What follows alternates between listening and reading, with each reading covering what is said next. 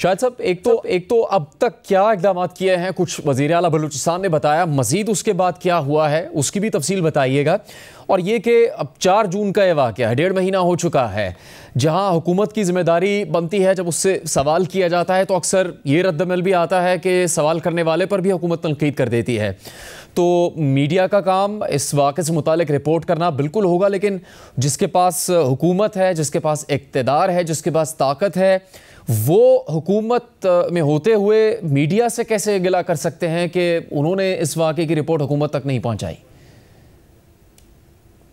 Thank you Junaid for having me in your show. एक छोटी सी clarification, government of Balochistan या फिर वज़ीर आला बलूचिस्तान सरफराज बुगटी ने कोई ऐसा शिकवा मीडिया से नहीं किया कि ये मीडिया ने इसे रिपोर्ट नहीं किया या हमारे इल्म में नहीं लाई।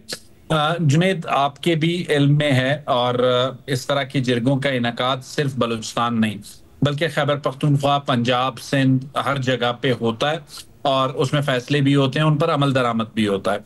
हमारा पहले दिन से जब ये वीडियो सरफेस हुई, वज़ीर आला बलूचिस्तान ने इसका नोटिस लिया और आईजी को वाज़ेह जो हिदायत थी वो ये थी कि इस वाक़ये में जो मुलव्विस अफराद हैं उनके खिलाफ जो है कार्रवाई की जाए, और उसके लिए सिर्फ 24 घंटे की जो है वो मोहलत दी गई।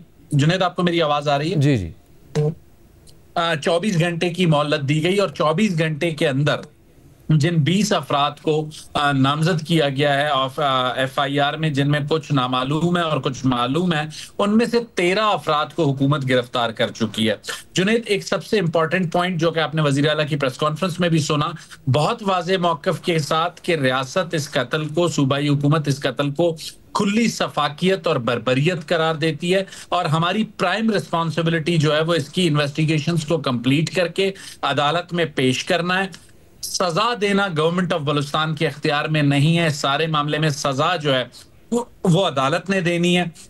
अदालत जो भी इस मामले में सजा मुकर्रर करेगी, हुकूमत बलूचिस्तान उस पर अमल दरामद की पाबंद। अब शायद साहब, जो सुप्रीम कोर्ट का जनवरी 2019 में ये हुक्म जारी किया जा चुका है कि जिरगे की तरफ से जो मतवाजी अदालती निज़ाम है उसकी कोई कानूनी हैसियत नहीं होगी, उसको किसी तरह से भी कानूनी तस्लीम नहीं किया जा सकता। अब हुकूमत बलूचिस्तान का ऐसे जिरगों के इनकाद और इन जिरगों में शामिल अफराद के खिलाफ क्या मौक़िफ़ है, क्या पोजीशन है बलूचिस्तान हुकूमत की?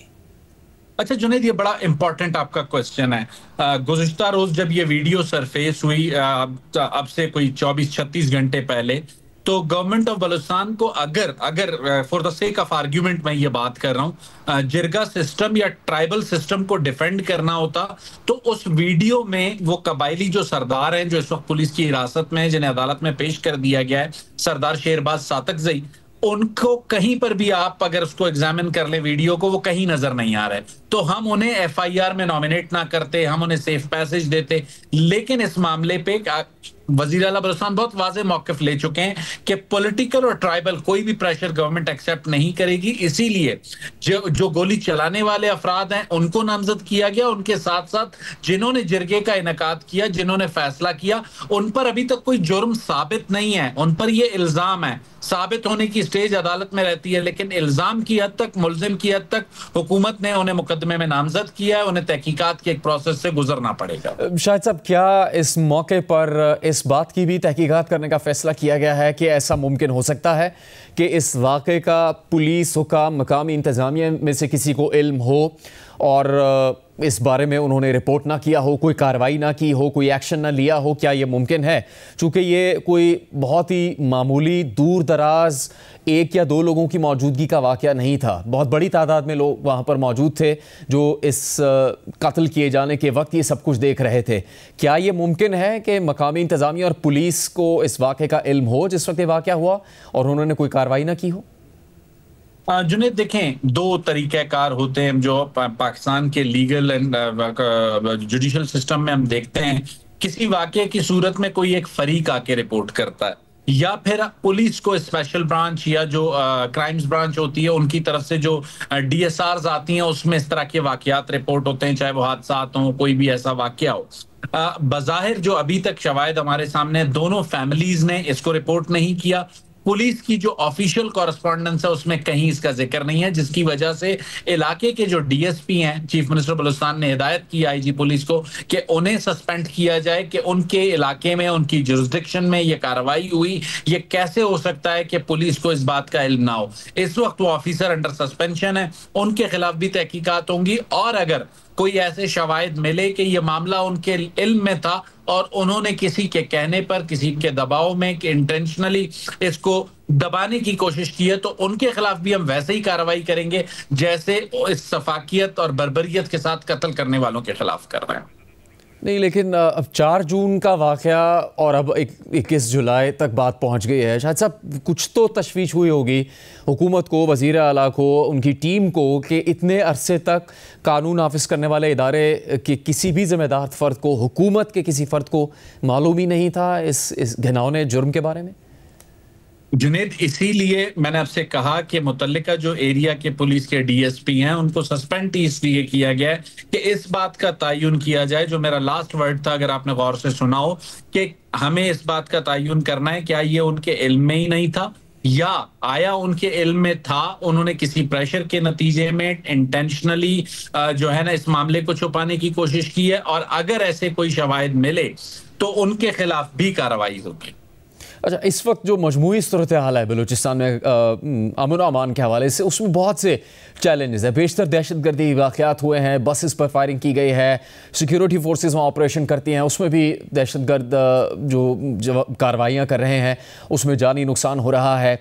इस्लामाबाद में भी बलूचिस्तान से ताल्लुक़ रखने वाले अफराद धरना दिए बैठे हैं। इस वक्त काफ़ी चैलेंजिंग सूरत हाल है हुकूमत बलूचिस्तान के लिए। हिकमत अमली क्या है अमन कायम करने के लिए सूबे में इस वक्त? चूँकि कोई एक वाक़या नहीं है, एक के बाद दूसरा वाक़या होता है, कुछ दिन गुजरते हैं फिर एक वाक़या होता है। कोई इलाका भी ऐसा तस्वुर नहीं किया जा सकता कि बलूचिस्तान में जो महफूज हो, जहाँ पर दहशतगर्दी से तहफ़्फ़ुज़ फराहम किया जा रहा हो लोगों को। इस वक्त हिकमत अमली क्या है हुकूमत बलूचिस्तान की? मैं थोड़ा सा आपसे चाहूँगा कि आप मुझे वक्त दीजिएगा। जुनेद, इस वक्त बलूचिस्तान में जो दहशतगर्दी हमें उसमें एक जो है रेज नज़र आ रहा है, क्या ये पहली बार है? ऐसा नहीं है। ये हर उस वक्त जब किसी भी लम्हे, किसी भी चंद सालों तक रियासत ने, सूबाई हुकूमतों ने अपीजमेंट की पॉलिसी ली हो, अपीजमेंट की पॉलिसी के नतीजे में दहशतगर्द ग्रुपों ने रीग्रुप किया हो, स्ट्रेंथेंड हुए हों और फिर उन्होंने रियासत पर हमला किया हो। उसकी छोटी सी मिसाल आप ये देख सकते हैं कि 2008 का इलेक्शन अगर आप उठाते हैं तो बलूचिस्तान का पुरअमन तरीन इलेक्शन जो है ना 2008 का था। उसके बाद 2008 के बाद फिर एक अपीजमेंट की पॉलिसी ली गई। उसके नतीजे में जब दोबारा दहशतगर्दी ने सर उठाया तो 2013 में काइनेटिक ऑपरेशंस को बढ़ाया गया, जिसके नतीजे में 2018 में फिर उसमें थोड़ा सा ट्रिकल डाउन 2018 तक हमें नजर आता है कि दहशतगर्दी पे काबू आया। लेकिन 2018 में जैसे खैबर पख्तूनख्वा में तालिबान के केस में अपीजमेंट की पॉलिसी ली गई, वैसे ही बलूचिस्तान में चूंकि खैबर पख्तूनख्वा में फितना उल खवारिज के लिए अलल ऐलान ये पॉलिसी ली गई, बलूचिस्तान में गैर ऐलानिया तौर पे ये रिलीफ दिया गया 2018 में जो गवर्नमेंट थी उनकी जानिब से। तो उसके नतीजे में इन तमाम अनासिर को, दहशतगर्द ग्रुपों को हैवी रिक्रूटमेंट करने का मौका मिला, उनको रीग्रुप होने का मौका मिला।